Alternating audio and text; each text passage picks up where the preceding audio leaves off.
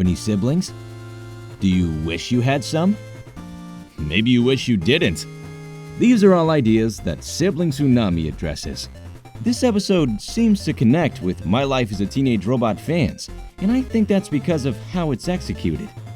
I know that I love this episode, and I remember it like the back of my hand. Just stick with me, kid. I know this town like the back of my hand. Hey, that's new.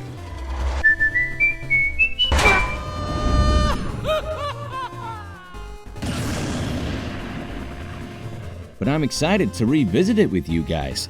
Please understand that the focus of this video isn't on Jenny's sisters themselves.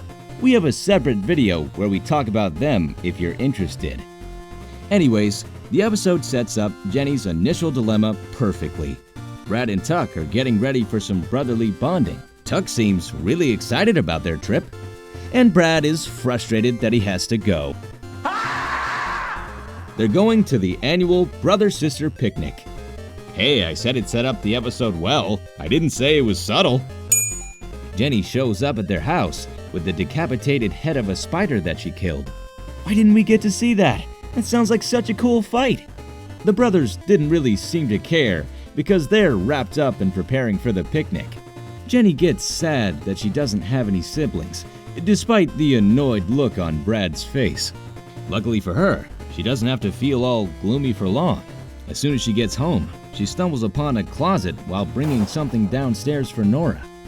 Inside the closet, Jenny is faced with 8 robots who have been powered down for who knows how long. She flips a power switch and brings them all back to life. I know what you're thinking. Nora just throws her creations into a closet when they become obsolete?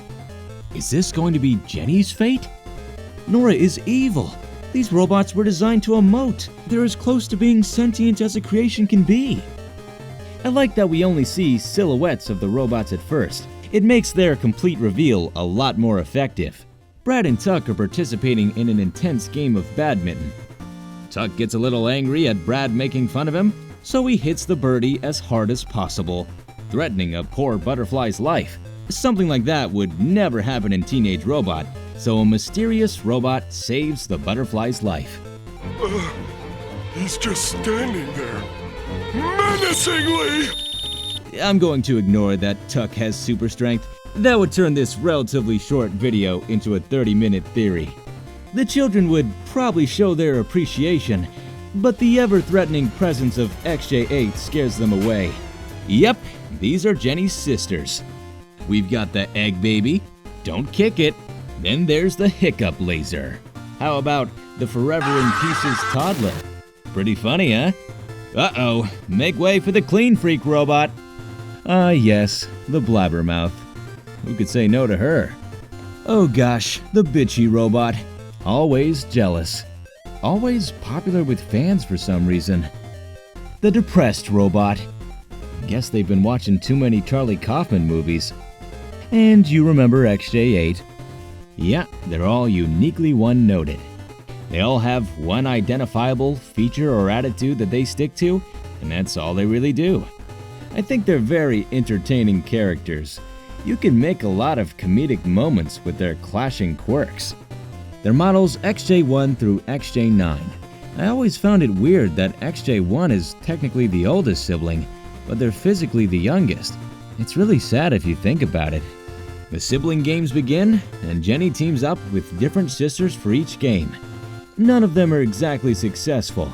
In the first game, Jenny and XJ3 are doing the 3-legged race, and XJ3 falls apart. I'm dying. Help me.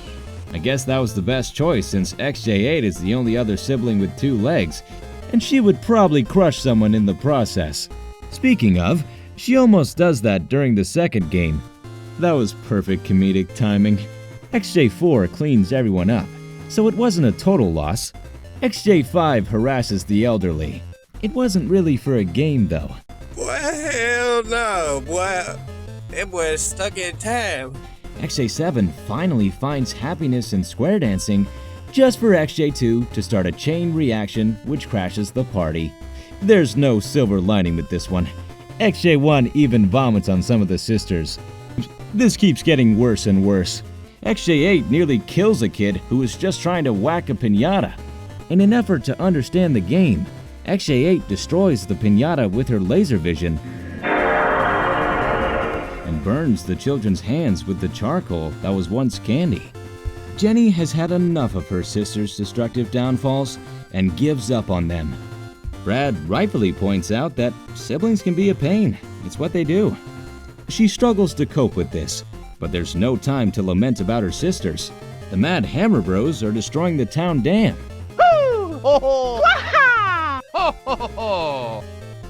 Man, f you. I'll see you at work. Wait a minute. Yeah, Spaz.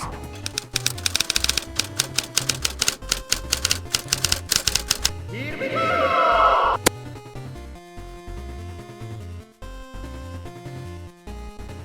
Answer uncertain. Try again. Oh, 2003. You were a different time. They say it a lot in this episode, too. What's here, Spaz? Spaz? Spazbuck. Spaz. Spazbot. Spazz. But yeah, it's pretty suitable that the knockoff Mario and Luigi were the villains of the episode revolving around sibling drama. What are you? An idiot sandwich. Jenny stops the Mad Hammer Bros effortlessly, but it's too late. The dam is already splitting open. Jenny can't stop the disaster alone, so her sisters start helping. The sisters use their unique quirks to seal the gap in the dam. The Mad Hammer Bros wired the dam with TNT, so their efforts were ultimately pointless. My main goal is to blow up. But yeah, they seal the hole with their bodies assembled into a big wall. It's good they don't, rust in the rain.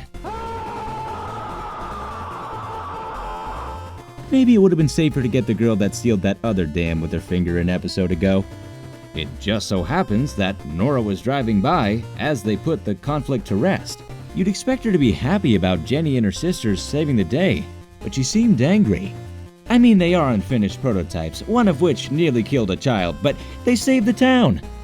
Do they know something about Nora that she doesn't want Jenny to know? The fanbase theory hungers for more information.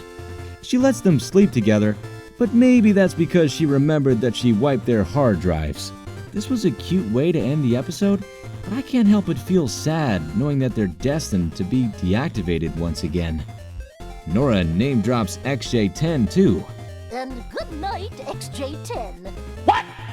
While that was just a joke, we know that if there ever was an XJ10, Jenny would have a ticket to that closet as well. On that bittersweet note, the episode ends. I really like this episode. I think they did a good job at demonstrating the benefits and downfalls of having a sibling. I've got a little sister, and while she has been a pain at times, she has helped shape me into who I am today. She's the reason I got back into animation. That initial cartoon binge with Invader Zim and Ren and Stimpy led to me rediscovering my life as a teenage robot. Years later, she introduced me to my two favorite anime as well, One Piece and Death Note. So I want you guys to think hard about your siblings today.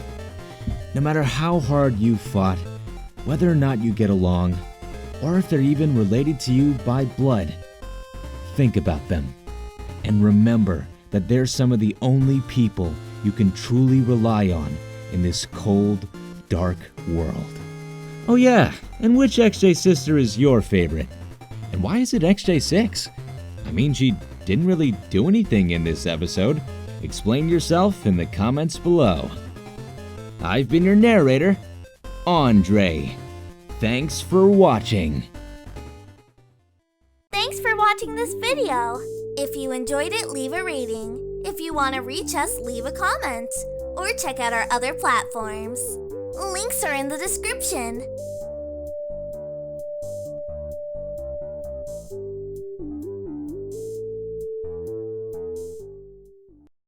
Oh.